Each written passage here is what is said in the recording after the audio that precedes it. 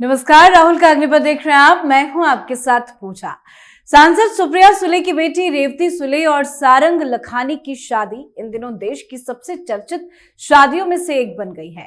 मुंबई में 2 दिनों तक चले इस भव्य समारोह में राजनीति, उद्योग जगत और बॉलीवुड की कई बड़ी हस्तियां शामिल हुई, लेकिन इस शादी की सबसे ज्यादा चर्चा दुल्हा दुल्हन से ज्यादा राहुल गांधी को लेकर हो रही है।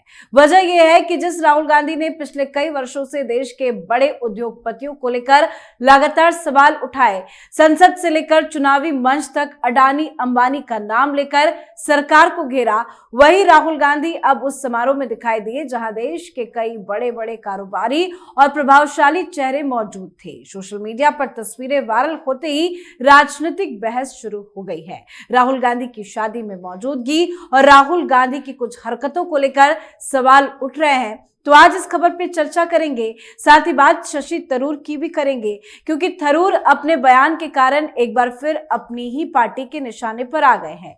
दरअसल थरूर ने श्रीनगर दौरे के दौरान जम्मू कश्मीर के उपराज्यपाल मनोज सिन्हा से मुलाकात की। इसके बाद उन्होंने सोशल मीडिया प्लेटफॉर्म एक्स पर लिखा कि हमने जम्मू कश्मीर की स्थिति और हालात में आ रहे सुधार पर बात की।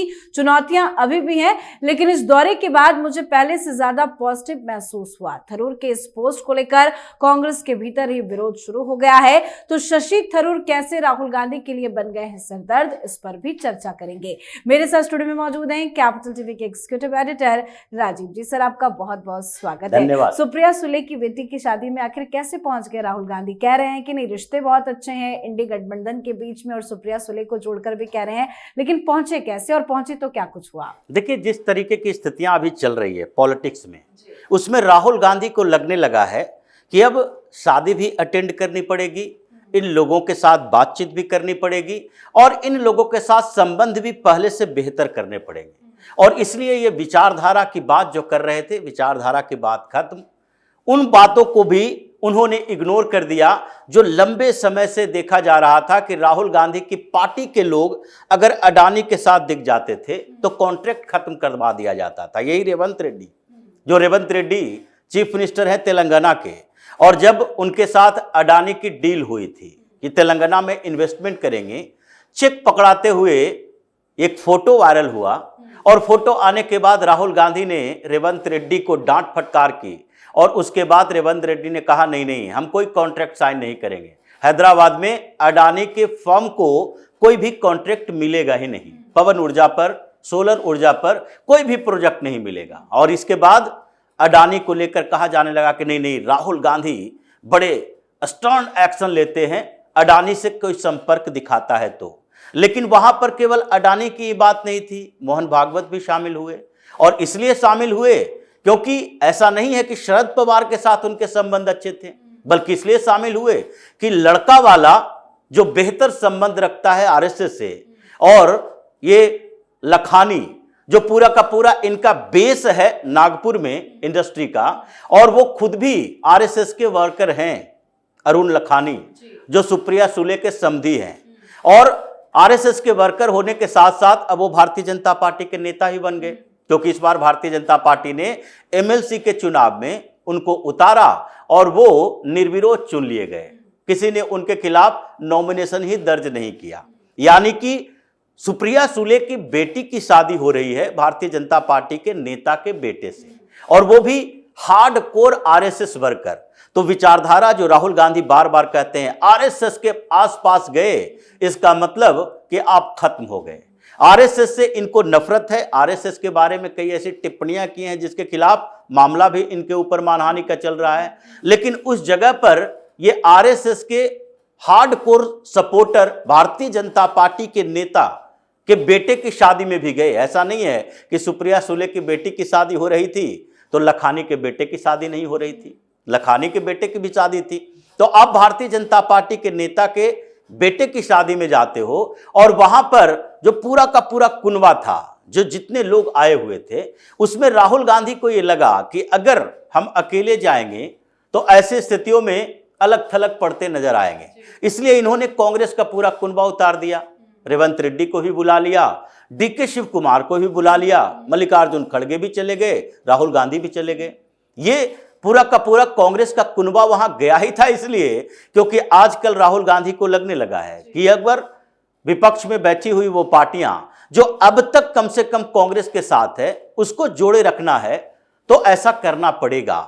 ये केवल दिखावे की प्रवृत्ति नहीं रहेगी बल्कि प्रदर्शनात्मक प्रभाव भी इसका दिखना चाहिए कि नहीं, हम आपके साथ खड़े हैं। जैसे कि उद्धव ठाकरे के कई सांसद थे जिनसे उद्धव ठाकरे का संपर्क सूत्र टूटा, कोई बीमार है पता नहीं, किसी के घर में शादी है पता नहीं, उद्धव ठाकरे मातोश्री से बाहर निकल नहीं रहे थे तो उद्धव ठाकरे के सांसदों को भी लगा कि नहीं, इस नेता के साथ रहने से कोई फायदा नहीं है जो हमारे साथ खड़ा होने के लिए तैयार ही नहीं रहता है। तो अब राहुल गांधी को ये लगने लगा। लेकिन शादी में गए और वहां पर जाने के बाद इनका जो ड्रेस दिखाई पड़ा उसी पर सबसे पहले सवाल उठा कि भाई ये राहुल गांधी हैं जो कि जब चुनाव प्रचार करने के लिए जाते हैं तो टी शर्ट और जींस में कपड़े में जाते हैं, जी। जब ये संसद भवन में जाते हैं तो भी ये टी शर्ट पहनकर जाते हैं। लेकिन ये शादी में ये लीडर ऑफ अपोजिशन बनकर क्यों आए, क्यों ये कुर्ता पैजामा पहनकर आए हैं?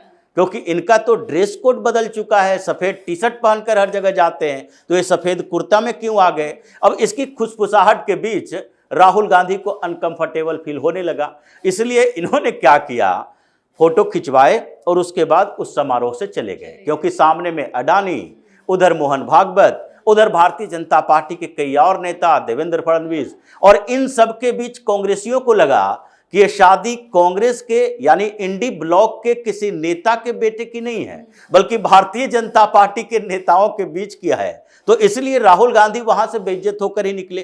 खैर, जो स्थितियां अभी दिख रही है कि आप गए तो शादी में, लेकिन आगे भविष्य एनसीपी का क्या है? अब सुप्रिया सुले ही एनसीपी को लीड करेंगी। शरद पवार इनएक्टिव हो चुके हैं। अब वो अगर एक्टिव पॉलिटिक्स की बात की जाए तो वो जब बात करते हैं तो सामने वाले को समझ भी नहीं आता। जो पिछले दिनों मीडिया में भी रिपोर्ट आई कि जब उनसे उनके सांसदों के बारे में या कांग्रेस के मर्जर के बारे में पूछा गया तो वो इस तरह के शब्द उनके मुंह से निकले कि लोग समझ भी नहीं पाए कि वो मर्जर के प्लान के समर्थन में है या विरोध में है। उन्होंने अपनी बात रखी लेकिन लोगों को समझा नहीं पाए। तो ऐसे में अब एक्टिव पॉलिटिक्स उनसे होगा नहीं। सुप्रिया सुले नेतृत्व करेंगी और सुप्रिया सुले नेतृत्व करेंगी तो ये जो उनका निकटतम परिवार हुआ यानी कि बेटी का परिवार, ये बेटी का परिवार तो पूरी तरह भारतीय जनता पार्टी और संघ का परिवार है। अब ऐसे में सुप्रिया सुले निर्णय लेने के लिए आगे बढ़ रही है। जिस तरीके से वो नॉमिनेशन हुआ था जिस अरुण लखानी का, उसके बाद से ही कांग्रेस और उद्धव ठाकरे की पार्टी में यह बात चलने लगी थी कि अब लगता है कि एनसीपी हम लोगों के साथ नहीं रहेगा, ज्यादा समय तक ये साथ नहीं रहेंगे। लेकिन इस बीच कांग्रेस की कोशिश अलग थी, लेकिन सुप्रिया सुले की कोशिश अलग दिख रही है। तो अब तो ये दिखाई पड़ रहा है कि सुनेत्रा पवार यहां आई थी अमित शाह से मुलाकात करने के लिए, ये फिर से मर्जर की डील चल रही है और मर्जर कांग्रेस के अंदर नहीं बल्कि एनसीपी के दोनों धड़ों के मर्जर की बात चल रही है कि जब हम भी भारतीय जनता पार्टी के सहयोगी, आप पहले से सहयोगी हो, हमारा परिवार भी भारतीय जनता पार्टी का नेता हो गया, तो ऐसे में ये इंडी ब्लॉक के साथ रह के क्या करेंगे? तो ये पूरा राजनीतिक घटनाक्रम जो 2 दिन के अंदर हुआ है उसमें लगता है कि ये शादी कोई समारोह नहीं था बल्कि सियासी अड्डा था और इसमें कई ऐसी खिचड़ी पकी है जो कुछ दिन के अंदर ही दिखाई पड़ेगा कि ये शादी का असर राजनीति में क्या होता है। बिल्कुल, क्योंकि बेइज्जती भी राहुल गांधी की काफी हुई है। सर, एक बात और, शशि थरूर को अचानक से क्या हो गया है? 2 दिन पहले पीएम मोदी की विदेश नीति की और जो ट्रंप के सामने पीएम मोदी ने मुद्दा उठाया उसकी तारीफ वो कर रहे थे। अब वो जम्मू कश्मीर पहुंचे, मनोज सिन्हा से मुलाकात की, अब वहां के हालात की तारीफ कर रहे हैं कि काफी बदलाव आ गया है।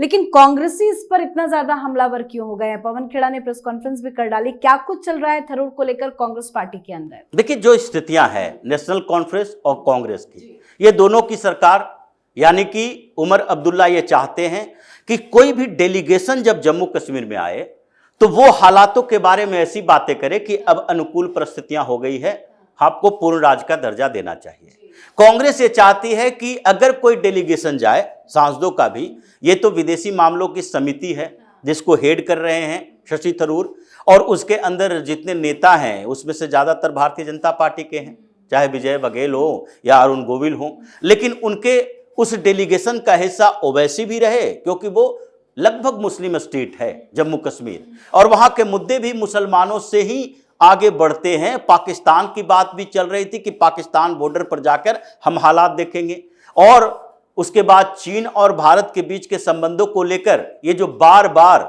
बॉर्डर पे डिस्प्यूट की बात राहुल गांधी करते हैं कि नहीं नहीं, भारत का कुछ जमीन है जो चीन ने इस बीच हड़प लिया, गालवान क्राइसिस के बाद से चीन आगे बढ़ गया है, उसको भी एक्सपोज करना था।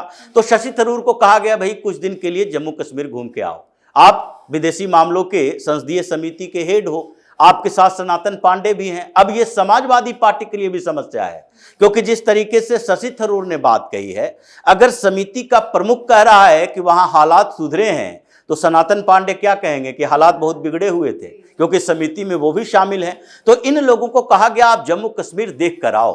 और पाकिस्तान को लेकर जो कांग्रेस के अंदर चल रहा है कि कांग्रेस बार बार प्रधानमंत्री मोदी को टारगेट करता है, भारत और चीन को लेकर जो पीएम मोदी के लिए चल रहा है कि नहीं नहीं चीन ने भारत की जमीन हड़प ली है, इन सारी चीजों पर एक रिपोर्ट पेश करो, और उसके बाद खुफिया एजेंसियों से भी आपको बात करनी है और यह बताना है कि अभी जो पहले से बेहतर स्थिति हुई है उसमें खुफिया इनपुट क्या है, कि क्या अभी जो विशेष राज्य का दर्जा छीना गया था फिर से यूनियन टेरिटरी से राज्य बनाया जाए। इन चीजों के लिए इन लोगों ने जम्मू कश्मीर का दौरा किया, और पहली बार में ही शशि थरूर ने इंडिकेट कर दिया कि पहले से हालात तो बेहतर हुए। तो पहले से हालात क्यों बेहतर हुए, इसका मेन रीजन तो यही है कि पहले वो राज्य था, मुख्यमंत्री तय करता था, एडमिनिस्ट्रेशन का मुखिया मुख्यमंत्री होता था, तो वहां पर हालात खराब थे। लेकिन अब जब यूनियन टेरिटरी है, उपराज्यपाल सब कुछ देख रहे हैं, तो पहले से हालात बेहतर है। लेकिन जो खुफिया रिपोर्ट की बात होगी उसमें तो स्पष्ट तरीके से कहा जाएगा कि नहीं, अभी वो अनुकूल परिस्थिति नहीं आई है जिसमें यह कहा जा सकता है कि भारत और पाकिस्तान के बीच टेंशन पूरी तरह से खत्म हो गया, या फिर बॉर्डर पर पाकिस्तान की कॉन्स्पिरेसी खत्म हो गई, या फिर अंदर से जो इंटरनल जम्मू कश्मीर के हालात हैं वो हालात इतने सुधर गए कि वहां राज्य का दर्जा दिया जाए। अब ये सारी रिपोर्ट जब पेश होगी संसदीय समिति के सामने, थरूर तो एक बार इंडिकेट कर चुके हैं, इसका मतलब है कि दोनों इनका एजेंडा, जो कांग्रेस का एजेंडा रहा है कि नहीं पाकिस्तान और भारत के इन संबंधों में प्रधानमंत्री मोदी पाकिस्तान को जवाब नहीं दे पा रहे, या जम्मू कश्मीर को पूर्ण राज्य का दर्जा नहीं दे रहे, या फिर तीसरे स्तर पर चीन और भारत की बात। तो ये सारे जो एजेंडे इनके हैं वो उन्हीं के नेता यानी शशि थरूर की रिपोर्ट से सामने आएगा